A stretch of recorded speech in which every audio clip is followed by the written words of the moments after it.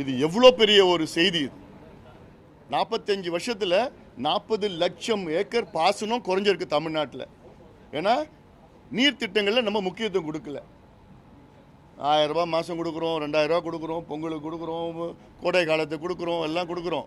ஆனால் இதில் இன்வெஸ்ட் பண்ணாதான் நாளைக்கு காலங்காலமாக நமக்கு இன்றைக்கி நீர் பிரச்சனை பற்றாக்குறை இருக்குது. இப்போ ஏற்கனவே காவிரி பிரச்சனை இருக்குது. இதெல்லாம் இன்வெஸ்ட் பண்ணணும்னா நீர் திட்டங்கள் அங்கே இருக்கிற நீர். நமக்கு மழை வருது. இந்த வருஷம் எல் நீனோனால மழை இல்லை, பொதுவாக மழை வருது. ஆனால் வர மழை குறுகிய காலத்தில் பெய்யுது. இதுக்கு முன்னாடி ஒரு பருவம் என்பது 45லேருந்து 50 நாள் மழை பருவம். 3 மாதம் 6 மாதம் பருவம் தென்மேற்கும் வடகிழக்கும். அந்த 6 மாதத்தில் 45 நாள் 50 நாளில் மழை பெய்கிற நாட்கள். ஆனால் இன்றைக்கி மழை பெய்கிற நாட்கள் பார்த்திங்கன்னா 30லேருந்து 35 நாளில் பெஞ்சிடுது. 50 நாளில் பெய்கிற மழை கிடையாது. அப்போது அது தேக்கி வைக்கிறதுக்கு நமக்கு இல்லை. ஏரிகள்லாம் காணாமல் போயிடுச்சு. ஏரிகள் தூர் வாரல. தமிழ்நாட்டில் உள்ள 27,000 ஏரிகளை 1 மீட்டர் தூர் வாரினா, ஒவ்வொரு ஏரியும் 1 மீட்டர் தூர் வாரினா 200 டிஎம்சி கொள்ளளவு நம்ம இன்க்ரீஸ் பண்ணலாம் தமிழ்நாட்டில். ஸோ இவ்வளோ ஸ்கீம்ஸ்லாம் இருக்குது.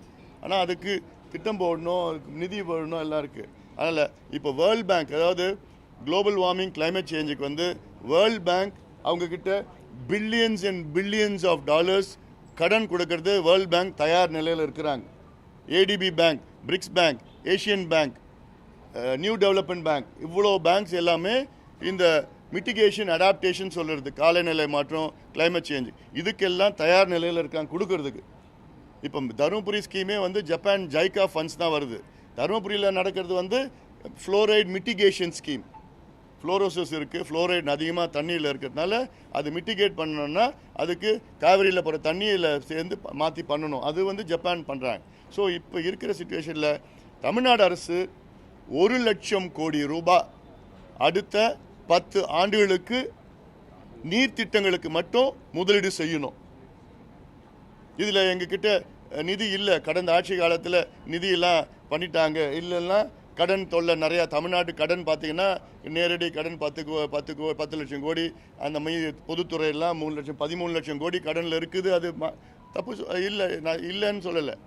ஆனாலும் முக்கியத்துவமான இந்த திட்டம் நீர் மேலாண்மை திட்டம், நீர் திட்டத்திற்கு 1 லட்சம் கோடி தனியாக கடனை வாங்கி ஒவ்வொரு வருஷமாக கிட்டத்தட்ட 10,000 20,000 கோடி 20,000 கோடி 20,000 கோடின்னு சொல்லி செலவு பண்ணி பண்ணாதான் நாளைக்கு பிற்காலத்தில் தமிழ்நாடு வளம் பெறும், வளர்ச்சியான தமிழ்நாடு, செழுமையான தமிழ்நாடு வரும். ஏன்னா இப்போயே பார்த்திங்கன்னா தமிழ்நாடு இன்றைக்கி நம்ம சொல்லலாம், தமிழ்நாடு வந்து அதிகமாக இந்தியாவிலே அதிக நகரமயமாக்கிய தமிழ்நாடுன்னு சொல்லலாம். 55 விழுக்காடு மக்கள் தமிழ்நாட்டில் நகரத்தில் வாழ்ந்துட்டு இருக்காங்க. இது வந்து ஃபெயிலியர் ஆஃப் த கவர்மெண்ட் சொல்லுவேன் நான். இது அரசினுடைய தோல்வி. இது எல்லாமே நகரத்துக்கு வர்றாங்க. ஏன் வர்றாங்கன்னா கிராமத்தில் தண்ணி இல்லை, ஊரக பகுதியில் விவசாயம் இல்லை, வாழ்வாதாரம் இல்லை. அந்த தண்ணியை பரவலாக எல்லா மாவட்டத்துக்கும் எல்லா பகுதிகளுக்கும் பரப்புனா நகரத்துலேருந்து மறுபடியும் கிராமம் நோக்கி போகணும், ரிவர்ஸ் மைக்ரேஷன் செய்யணும். அதுதான் ஒரு அரசுக்கு ஒரு சக்ஸஸ். அது இதெல்லாம் பல நல்ல ஆக்கப்பூர்வமான திட்டங்களை நாங்கள் சொல்லியிருக்கிறோம். அது கேட்பாங்க. அடுத்தது காவிரி, அதான் வரப்போகிறேன். காவிரி பிரச்சனையை பற்றியும் பேசணும். இந்த மேகதாது பற்றி பிரச்சனையை பேசணும்.